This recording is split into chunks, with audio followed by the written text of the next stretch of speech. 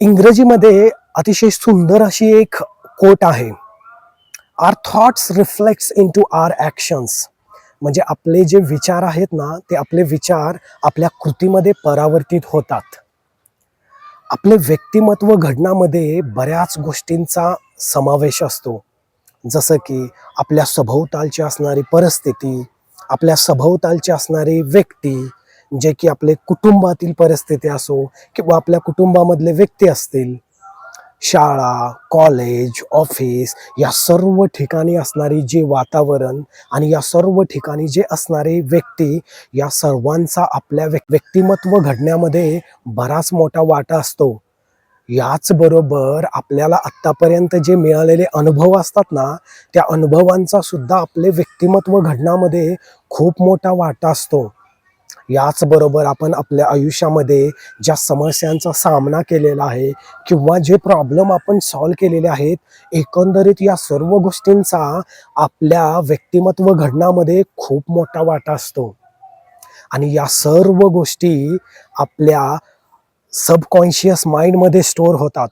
Subconscious mind म्हणजे आपले अवचेतन मन. आपलं जर मन आपण बघितलं ना, आपले मन हे 2 मनामध्ये डिवाइड झालेलं आहे बघा. पहिलं जे मन आहे, हे आपलं कॉन्शियस माइंड, ज्याला आपण चेतन मन म्हणतो. आणि जे दुसरं आपलं माइंड आहे, ते दुसरं मन आपलं हे अवचेतन मन आहे. जे की अवचेतन मन म्हणजेच आपलं सबकॉन्शियस माइंड आहे. जर थोडं बोलायचंच झालं चेतन मन आणि अवचेतन मन, तर आपण थोडं चेतन मनाबद्दल सुद्धा बोलूया. नमस्कार, मी राजेंद्र तुमचे या यूट्यूब चॅनलवरती मी स्वागत करतो. आज या व्हिडिओमध्ये मी आपलं जे अवचेतन मन आहे, म्हणजे सबकॉन्शियस माइंड आहे, हे सबकॉन्शियस माइंड आपल्या आयुष्यामध्ये एखादी अशक्य वाटणारी गोष्ट कशा पद्धतीने आपण शक्य करू शकतो, किंवा जी गोष्ट आपल्याला आयुष्यामध्ये आपल्या खूप अवघड वाटते, ती अवघड गोष्ट सोप्या पद्धतीने कशी करायची, तर या सर्व गोष्टींचा मी उलगडा करणार आहे. त्यामुळे जर तुम्ही हा चॅनल सबस्क्राईब केलेला नसेल तर नक्कीच सबस्क्राईब करा आणि या व्हिडिओमध्ये तुम्हाला नक्कीच तुमच्या आयुष्यामध्ये चांगले लर्निंग मिळेल याची मी तुम्हाला खात्री देतो. तर आपण आता बघितलं की आपले 2 प्रकारचे मन असतात. एक चेतन मन असते आणि एक अवचेतन मन आहे. मी एक थोडं 2 मिनिटासाठी तुम्हाला चेतन मन आणि अवचेतन मन या दोघीमधला मी तुम्हाला फरक सांगतो, म्हणजे तुम्हाला ह्या गोष्टी लवकरात लवकर समजून जातील. आपलं जे चेतन मन असतं, म्हणजेच आपण त्याला कॉन्शियस माइंड म्हणतो. हे जे कॉन्शियस माइंड आहे, हे कॉन्शियस माइंड हे ॲक्टिव्ह माइंड हे म्हणतात आपण त्याला, आणि त्याला ऑब्जेक्टिव्ह माइंड हे आपण बोलतो. आता हे माइंड म्हणजे आपण काय करतोय, आपण कुठे आहे, आपण काय करायला हवं, उद्या आपण काय करणार आहे, काल आपण काय केलेलं आहे, या सर्व ज्या गोष्टी आहेत, या सर्व गोष्टी करण्यामागे आपल्या या चेतन मनाचा सहभाग असतो. चेतन मन म्हणजेच आपलं कॉन्शियस माइंड. म्हणजे एखादी गोष्ट आपण करत असेल त्यावेळेस ती गोष्ट करण्यामध्ये 100% जे आपल्याला अटेन्शन द्यावं लागतं ना, म्हणजे 100% आपल्याला लक्ष द्यावं लागतं ना, ते 100% लक्ष देण्यामध्ये आपल्या या चेतन मनाचा म्हणजे कॉन्शियस माइंडचा खूप महत्त्वाचा वाटा आहे बरं का. म्हणजे ज्यावेळेस आपण एखादी नवीन गोष्ट शिकण्याचा किंवा नवीन गोष्ट करण्याचा ज्यावेळेस आपण विचार करतो ना, आणि ती नवीन गोष्ट करण्यामध्ये आपल्याला जे मन मदत करतं ना, ते म्हणजेच हे आपलं चेतन मन, म्हणजेच त्याला आपण कॉन्शियस माइंड म्हणतो. म्हणजे बघा, आपण ज्यावेळेस ड्रायव्हिंग क्लास करतो, म्हणजे एखादं व्हेइकल शिकतो, 4 व्हीलर समजून घ्या, त्यावेळेस बघा आपलं कॉन्शियस माइंड हे आपल्याला मदत करतं. म्हणजे आपण स्टेअरिंगकडे पूर्णपणे लक्ष देतो, किंवा पुढे काय होईल, म्हणजे 100% आपलं लक्ष हे गाडी चालवण्यामध्ये असतं. बरेचदा आपण मागे बघत नाही किंवा पुढेही बघत नाही, आपण पूर्णपणे स्टेअरिंगकडे लक्ष देतो. तर हे असं का होतं, तर हे गोष्ट करण्यामध्ये आपलं चेतन मन आपल्याला मदत करतं.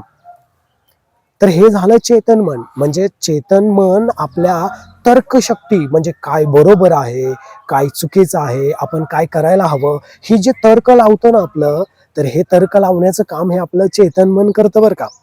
तर आता हे झालं चेतन मन. पण आज आपण या व्हिडिओमध्ये अवचेतन मनाची जी पॉवर आहे किंवा अवचेतन मनाची जी शक्ती आहे, त्या बाबतीत आपण विचार करणार आहोत. म्हणजे बघा, आपल्याला असं वाटतं एखादी गोष्ट आपल्या आयुष्यामध्ये आपल्याला खूप अवघड वाटते, किंवा इनफॅक्ट ती खूप अशक्य वाटते, पण तीच गोष्ट आपला दुसरा एक व्यक्ती सहजरित्या करतो बघा. म्हणजे आपल्याला असं वाटतं ती खूप अवघड गोष्ट हा दुसरा व्यक्ती कसा काय इतक्या सोप्या पद्धतीने करतो. तर त्या ज्या व्यक्तीने ती गोष्ट केलेली आहे ना, तर ती त्याच्या सबकॉन्शियस माइंडला त्याने रिप्रोग्राम करून केलेली आहे. आजपर्यंत आपण सगळ्या आपल्या आयुष्यामध्ये गोष्टी करतो हे फक्त आपल्या कॉन्शियस मन म्हणजे चेतन मनाच्या साह्याने करतो.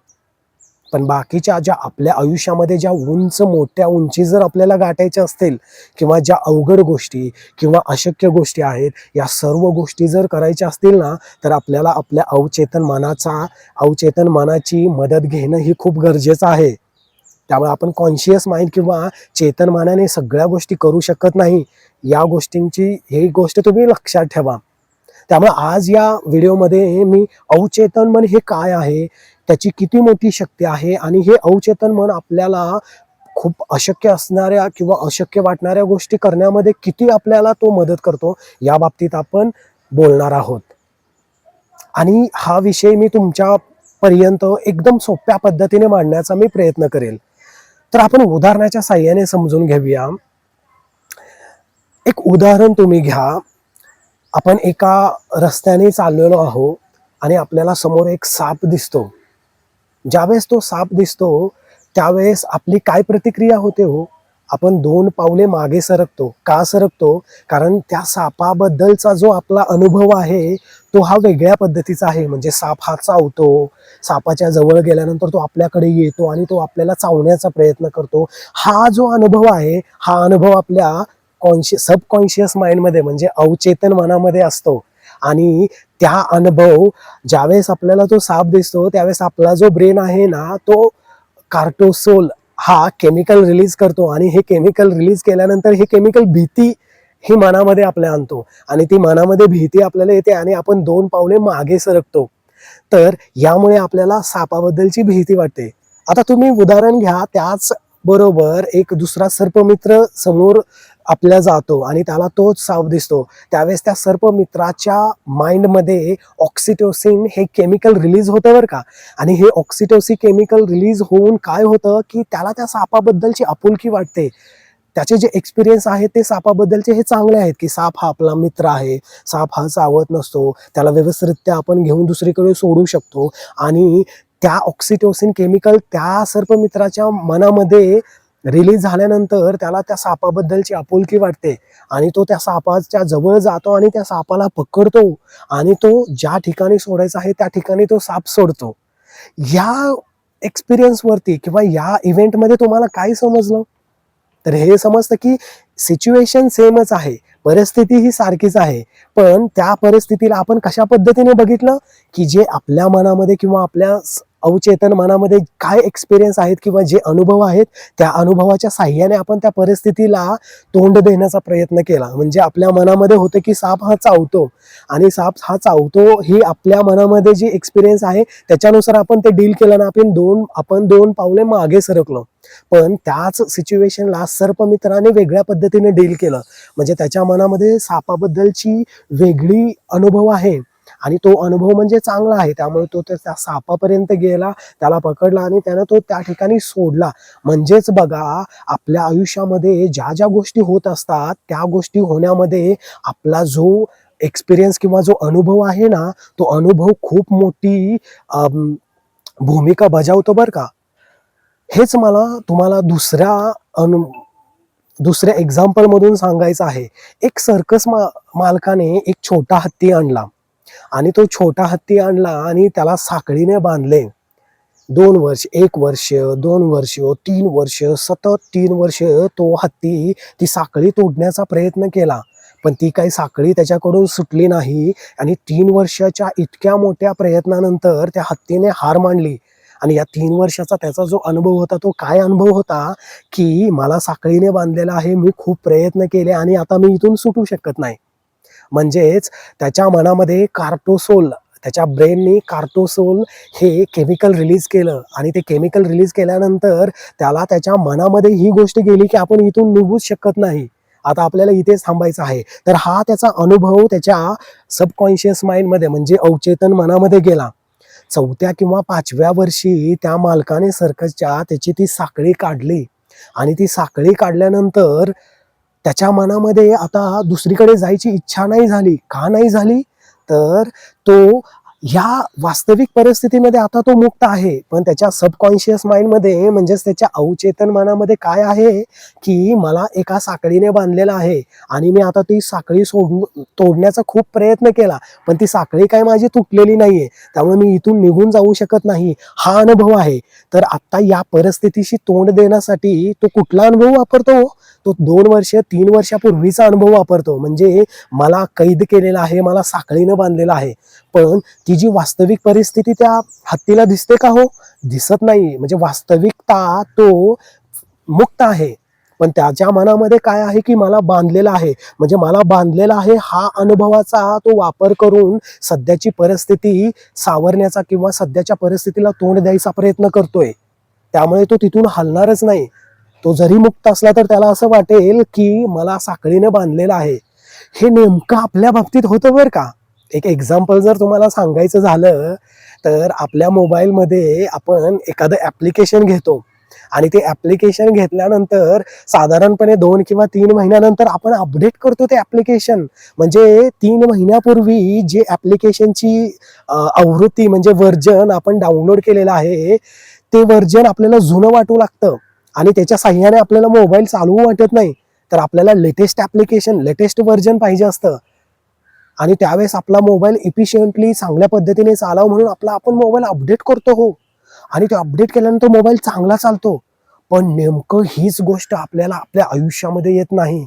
म्हणजे 2 वर्षापूर्वी, 3 वर्षापूर्वी किंवा 10 वर्षापूर्वी किंवा तुम्ही लहान असताना जे एक्सपिरियन्सेस, जे अनुभव तुम्हाला मिळालेले आहेत, त्या अनुभवाच्या साहाय्याने आपण आत्ता आपल्या आयुष्यामध्ये ज्या गोष्टी घडतायत, त्या आयुष्यामध्ये गोष्टी करण्याचा प्रयत्न करतोय.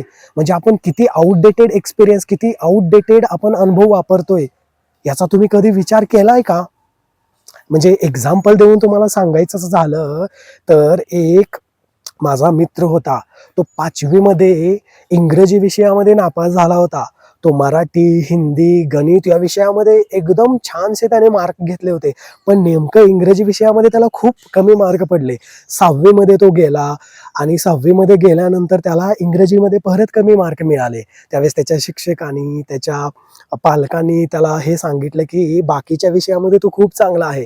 पण इंग्रजी हा विषय तुझा खूप कच्चा आहे बरं का. तर शिक्षकांनी, त्याच्या पालकांनी, त्याच्या मित्रांनी सगळ्यांनी त्याला सांगितलं, की इंग्रजी हा विषय तुला खूप जड जातो. आणि वारंवार ही गोष्ट त्याच्या मनावरती पडल्यामुळे त्याच्या सबकॉन्शियस माइंडमध्ये म्हणजेच अवचेतन मनामध्ये त्याला असं समजलं, की इंग्रजी विषय हा खूप अवघड आहे आणि मला तो जमतच नाही. आणि ज्यावेळेस तो पुढे गेला 10वी, 12वी आणि तो आता त्याच्या करिअरमध्ये आलेला आहे आणि ज्यावेळेस त्याला त्याच्या करिअरमध्ये एखाद्या फॉरेन क्लायंटशी बोलायचं असतं, त्यावेळेस तो दुसऱ्या व्यक्तीला पुढे ढकलतो आणि तो मागे येतो. का तर त्याच्या मनामध्ये इंग्रजीची 5वी मध्ये जी भीती बसलेली आहे ना, ती अजून निघालेली नाहीये. म्हणजे ज्यावेळेस तो त्याच्या प्रोफेशनल करिअरमध्ये एखाद्या इंग्लिश बोलायचं असतं त्याला, त्यावेळेस तो इंग्लिश बोलण्यासाठी त्याचा मागचा 5वीचा एक्सपिरियन्स वापरतो. म्हणजे त्याच्या मनामध्ये हे येते, की मी इंग्रजी बोलू शकत नाही. का? तर त्याच्या मनामध्ये एक 5वी मध्ये एक अनुभव आला, की मला इंग्रजी जमत नाही आणि त्याच अनुभवाचा वापर करून तो त्याच्या आयुष्यामध्ये म्हणजे 30-20 वर्षानंतर सुद्धा तो 5वीतला एक्सपिरियन्स वापरतोय. म्हणजे आपल्याला ते अपडेट घेणं आवश्यक आहे किंवा नाही? आपल्याला आता आपण 20 वर्षानंतर आपल्या स्किल्स वाढलेत, आपल्याला अनुभव वेगवेगळे आलेले आहेत. ह्या स्किलचा आपण वापरच करत नाही. म्हणजे 25 वर्षानंतर त्या व्यक्तीला किंवा माझ्या त्या मित्राला आपल्याकडे ते स्किल आलेलं आहे. आपण इंग्रजी अतिशय उत्तमरित्या बोलू शकतो. ही क्वालिटी आहे, पण ते करू शकत नाही. कारण त्याच्या सबकॉन्शियस माइंडमध्ये मला इंग्रजी येत नाही हे ठामपणे बसलेलं आहे. त्यामुळे आपल्याला आपल्या सबकॉन्शियस माइंडमध्ये जे नकारात्मक अनुभव आहेत, हे नकारात्मक अनुभव काढणं हे खूप गरजेचं आहे. एखादी गोष्ट मला खूप अवघड वाटते, मला खूप अशक्य वाटते, हे आपण कोणत्या बेसिसवर बोलतो हो? आपल्या जे पास्ट एक्सपिरियन्स आहेत किंवा जे आपल्याला पाठीमागे 2 वर्ष, 5 वर्ष, 10 वर्षापूर्वी मला जो वाटत होतं अवघड, ते एक्सपिरियन्सेस आहेत. एखादी गोष्ट मला 2 वर्षापूर्वी खूप अवघड वाटते, पण आत्ता 2 वर्षानंतर कदाचित माझ्याकडे ते स्किल आलेले आहेत आणि आता मी ती गोष्ट करू शकतोय. हे आपल्याला समजत नाही, कारण आपण 2 वर्षापूर्वीचा अनुभव घेतो आणि त्या 2 वर्षापूर्वीच्या अनुभवावरून आपण सांगतो की मला ते जमत नाही. त्यामुळे आपल्याला आपला जो सबकॉन्शियस माइंड आहे ना, किंवा आपला अवचेतन मनामध्ये जे एक्सपिरियन्सेस, जे अनुभव आहेत, हे रिप्रोग्राम करण्याची आवश्यकता आहे. आणि ज्यावेळेस तुम्ही तुमच्या अवचेतन मनामध्ये नकारात्मक गोष्टी आहेत, त्या नकारात्मक गोष्टी काढून सकारात्मक गोष्टी टाकाल, म्हणजे निगेटिव्ह गोष्टी काढून तुम्ही पॉझिटिव्ह गोष्टी टाकाल ना, त्यावेळेस नक्कीच तुम्ही तुमच्या आयुष्यामध्ये ज्या गोष्टी तुम्हाला अवघड वाटतात किंवा ज्या गोष्टी तुम्हाला अशक्य वाटतात, त्या गोष्टी तुम्हाला शक्य वाटायला लागतील, किंवा ज्या अवघड गोष्टी वाटतात त्या सोप्या वाटायला लागतील, आणि तुम्ही नक्कीच तुमच्या आयुष्यामध्ये एक पॉझिटिव्ह गोष्टी तुमच्या घडतील, आणि ज्या अवघड वाटणाऱ्या गोष्टी ह्या तुम्ही इझिली त्या पूर्ण करू शकाल.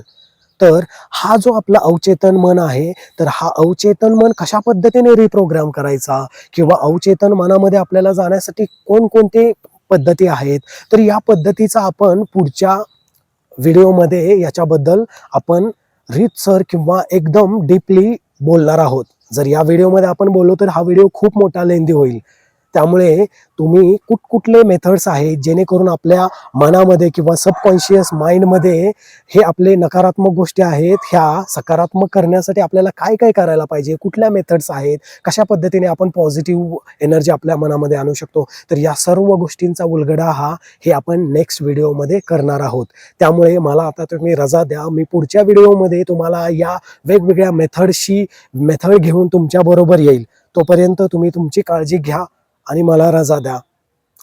हा व्हिडिओ बघितल्याबद्दल तुमचे मनापासून मी धन्यवाद करतो. पुढच्या व्हिडिओमध्ये आपण भेटूया.